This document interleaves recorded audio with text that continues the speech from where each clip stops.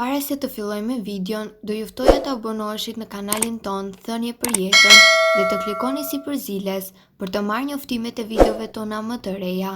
Faleminderit. Kjo është truku i vetëm si të shpëtoni nga kapsllëku dhe fryrja e stomakut. Mësojeni. Amerikanët shpenzojnë më shumë se $250 milion në vit për të zgjidhur problemet me kapsllëkun. Kjo ndodh për shkak se nuk kanë një shëndet të mirë dhe gjithashtu nuk konsumojnë ushqime të duhura dhe mbi të gjitha janë të dehidratuar.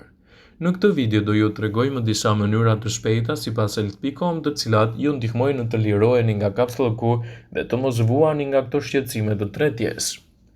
Për të shpëtuar nga kapsllëku duhet të jeni gjithmonë të hidratuar dhe gjithashtu të konsumoni ushqime të duhura, pasi mund t'ju ndihmojnë edhe në përmirësimin e sistemit tretës.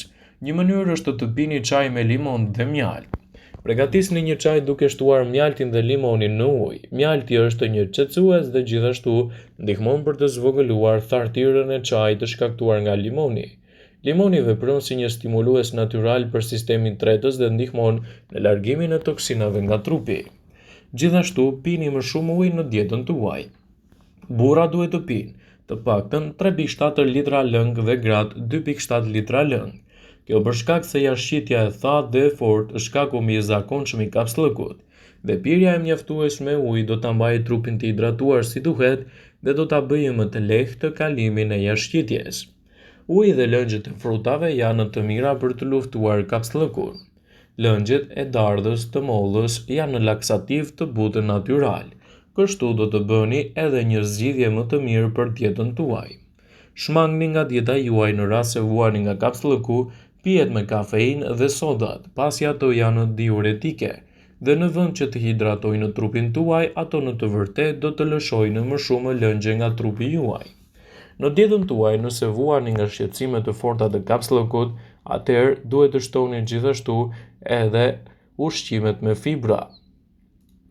Ushqimet me fibra veprojnë si laksativ natyral. Ju duhet të përfshini të paktën në dietën tuaj 20 deri në 35 gram me fibër në dietën e përgjithshme, të cilat do të ndikojnë pozitivisht në rregullimin tuaj të shëndetit dhe do të lehtësojnë shqetësimet tuaja të kapsllëkut.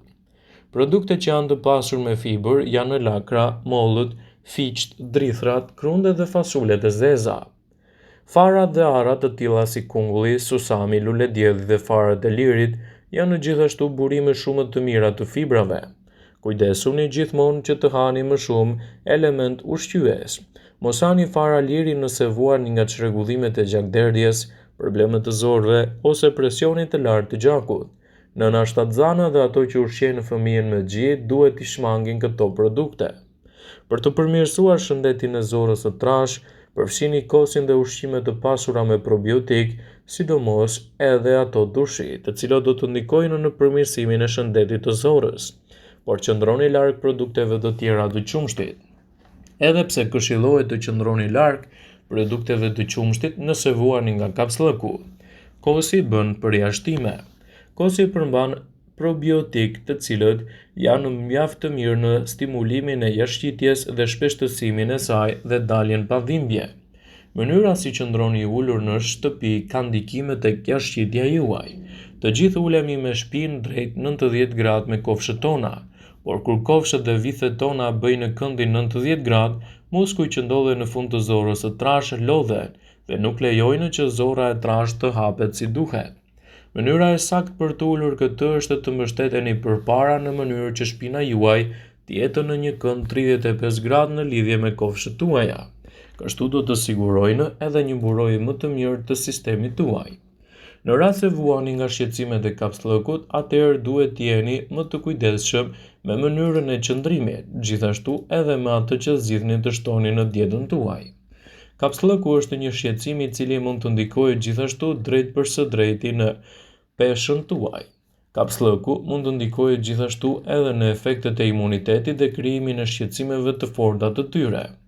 Gjithashtu, nëse doni të liroheni nga këto shqetësime, ajo që hani është shumë e rëndësishme. Kapsllëku për një kohë të gjatë mund të krijojë gjithashtu edhe zhurma të tjera të problemeve të stomakut, siç është edhe shtimi në peshë pa arsye. Shumë njerëz të cilët nuk dalin jashtë rregullisht kanë një perimetër më të madh të belit, dhe kapslëku mund të ndikojë gjithashtu në përkatësimin e shëndetit tuaj. Prandaj për të zgjidhur këto shqetësime duhet të fokusoheni tek ushqimet tuaja. Në dietën tuaj për të ndihmuar kundër shqetësimeve të kapslëkut duhet ta pasuroni vazhdimisht me fibra. Ekspertët këshillojnë se ushqime të tilla si molla përmbajnë nivele të mira të fibrave. Nëse vuani nga shqetësimet e kapslëkut në dietën tuaj mund të shtoni 1 deri në 2 mollë në çdo ditë. Kështu do të pasuroni dietën tuaj me elementë ushqyes. Gjithashtu, nëse vuani nga kapslëku, në dietën tuaj duhet të shtoni më shumë lëngje, kryesisht pirja e ujit. Pirja e të paktën 2.7 deri në 3.7 litra çdo ditë është një zgjidhje shumë e mirë ushqyese. Ujin gjithashtu mund ta merrni nga ushqime të pasura siç janë shalqini, kastraveci dhe ushqime të tjera të cilat kanë në përmbajtje të lartë edhe ujin. Uji është një zgjidhje shumë e mirë pasi mund të lehtësojë edhe problemin tuaj të kapslëkut.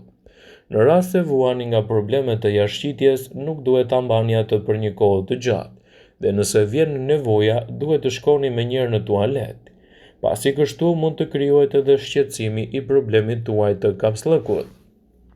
Në rast se vuani nga shqetësimet e kapslëkut, në dietën tuaj gjithashtu duhet të jeni më të kujdesshëm edhe me sasinë e sodrave ose kafeinës që konsumoni. Kafeina e tepërt mund të rrisë dozën e jashtëqitjes dhe të krijojë gjithashtu diarre. Nëse vuani nga shqetësimet e zorrës, mund të jeni më të kujdesshëm me pirjen e kafeinës. Për të ndihmuar shëndetin tuaj të jetë më i përqendruar dhe të mos vuajë në të ardhmen nga problemet e kapslëkut, fibra duhet të jetë kryefjala e dietës suaj. Fibrat, nëse nuk jeni mësuar t'i merrni si çdo herë, atëherë duhet ta merrni ato në mënyrë graduale. Në fillim mund të merrni të paktën një sasi të vogël të fibrave dhe ta shtoni atë vazhdimisht në dietën tuaj përmes ushqimeve derisa të arrini 35 gram fibër në ditë. Është e rëndësishme që ajo të jetë një zgjidhje efektive kundër shqetësimeve tuaja të kapslëkut.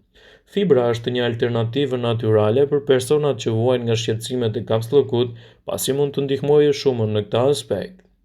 Fibra mund të gjenden në produkte të tilla si fasulet, drithrat, fiqt, mollët, dhe mund të jetë një zgjidhje efektive në shqetësimet tuaja.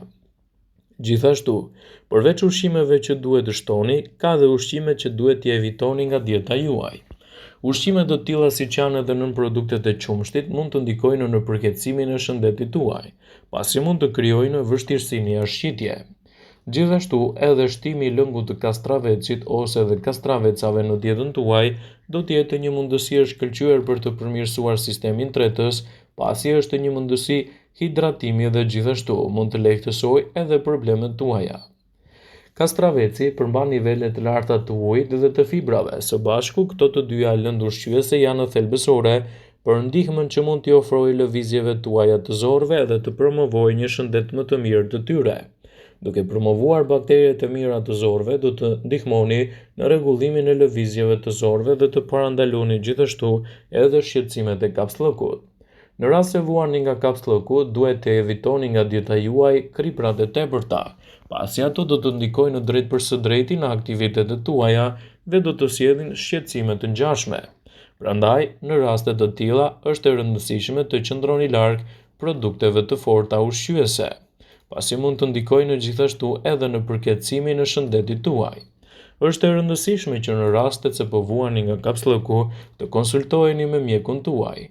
Është e rëndësishme të shtoni edhe nivelet të duhura të probiotikëve në dietën tuaj.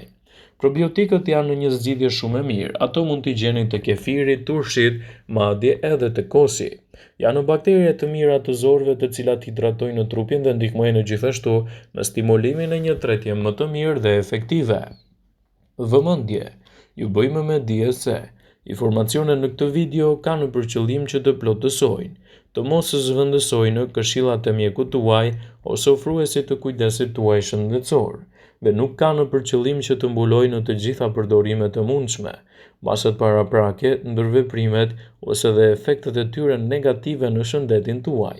Pasi ta dëgjonit këtë video, do ju ftoja t'i bënit like dhe ta shpërndanit atë në profilin tuaj në mënyrë që të informohen dhe miqtë e tu.